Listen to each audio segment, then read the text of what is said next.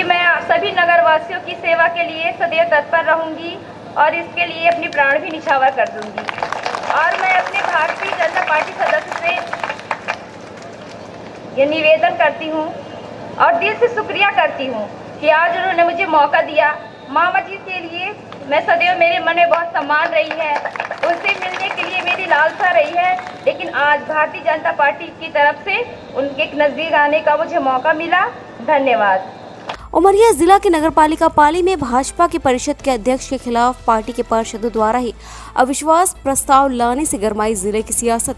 भाजपा के 6, कांग्रेस के 3 और एक निर्दलीय पार्षद ने कलेक्टर को सौंपा अविश्वास प्रस्ताव। जनजाति कार्यक्रम मीना सिंह का विधानसभा क्षेत्र है पाली। भाजपा जिला अध्यक्ष का दावा, घर की है लड़ाई, असंतुष्टों को मना लेंगे। उमरिया जिला के पाली नगर पालिका में अध्यक्ष उषा कोल के खिलाफ उनकी पार्टी के ही पार्षदों और अध्यक्ष ने बगावत कर बिगुल फूंक दिया है।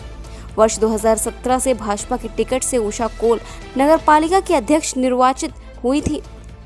निर्माण कार्यों में भ्रष्टाचार और अपनी ही पार्टी के पार्षदों की अपेक्षा का आरोप लगाते हुए भाजपा के 6, कांग्रेस के 3 और एक निर्दलीय पार्षद ने कलेक्टर को अध्यक्ष उषा कोल के खिलाफ अविश्वास प्रस्ताव दिया है। पार्षदों की इस हरकत से जहां जिले की सियासत गर्मा गई है, वहीं जिले की जनजाति कार्य मंत्री मीना सिंह की विधानसभा होने से आरोप प्रत्यारोप के दौर भी शुरू हो गए हैं।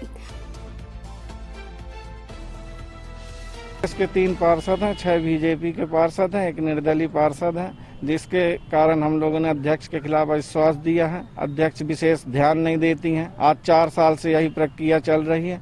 जो भी कार्य किए जाते हैं, अध्यक्ष अपनी मनमानी ढंग से कार्य करती हैं, न किसी को पूछना, न कोई काम कराना, अपने मनमानी से। जैसे एक हवन अपन कुंड का निर्माण हुआ, वही अकेले जाके बुला ली, कोई उसमें पार्षद नहीं सहमत रहे। इसके कारण हम लोगों ने कलेक्टर साहब के यहाँ जाकर अविश्वास प्रस्ताव दिया। क्या मांग करेंगे आप अविश्वास प्रस्ताव में? यही कि अध्यक्ष को हटाया जाए। पार्टी के विरोध में नहीं है भाई साहब, यह है कि गुणवत्ताहीन अध्यक्ष जो है अभी वर्तमान में है, वार्डों में काम नहीं हो रहे हैं। अगर कहीं टीएस और टेंडर होते हैं, फाइल कहीं न कहीं से हमारी फेंकी जाती है, वार्डों में काम नहीं हो रहे हैं विकास कार्य, और जितने काम चल रहे हैं उसमें गुणवत्ताहीन काम चल रहे हैं। उसमें आप लोगों का कोई वो नहीं है। मैं तो चाह रहा हूँ कि जितने अभी पूर्व में काम चल रहे हैं उसमें भी जांच हो। इसी सभी आक्रोश था और यही सारे पार्षद ने अपन ज्ञापन भी कलेक्टर साहब को दे के आए हैं विश्वास प्रस्ताव के लिए, और उनसे मैं मांग भी कर रहा हूँ कि प्रशासनिक रूप से जो है प्रक्रिया को पार्षदों द्वारा उपेक्षा और निर्माण कार्यों में भ्रष्टाचार का आरोप सरेआम लगने के बाद अध्यक्ष उषा कोल ने सफाई देते हुए कहा कि मैंने 4 वर्षों तक लगातार जनता की सेवा की है।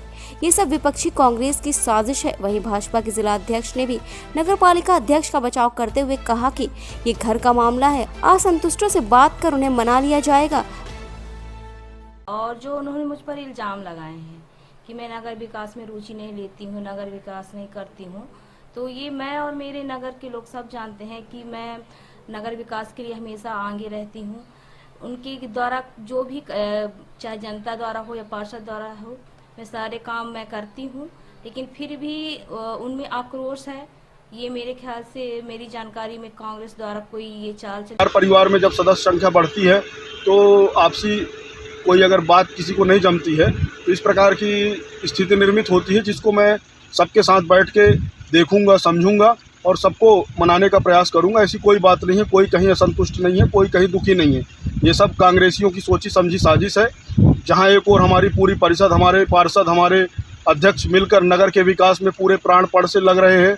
जगह जगह भूमि पूजन हो रहे हैं, नगर के विकास के नए नए काम हो रहे हैं, तो परिषद द्वारा अच्छे काम हो रहे हैं, लेकिन इस चीज़ को कांग्रेसियों से नहीं देखा जा रहा और इस तरीके का सगुफा छोड़। 15 पार्षदों वाली नगरपालिका पाली में अध्यक्ष के खिलाफ अविश्वास प्रस्ताव को नियमानुसार 12 पार्षदों के एकजुट होने पर ही मूर्त रूप दिया जा सकता है। भाजपा, कांग्रेस और निर्दलीय पार्षद मिलाकर अभी तक कुल 10 पार्षद ही एकजुट हो पाए हैं। वहीं अविश्वास प्रस्ताव की अगुवाई कर रहे भाजपा के पार्षद रामधनी प्रधान का दावा है 2 और पार्षद शीघ्र ही अविश्वास प्रस्ताव के समर्थन में सामने आएंगे। बहरहाल अध्यक्ष के खिलाफ अविश्वास प्रस्ताव पारित हो या ना हो, लेकिन उमरिया जिले की सियासत का राजनीतिक पारा इस घटनाक्रम को लेकर चढ़ चुका है। विंध्या किरण के लिए उमरिया से सुरेंद्र त्रिपाठी की रिपोर्ट।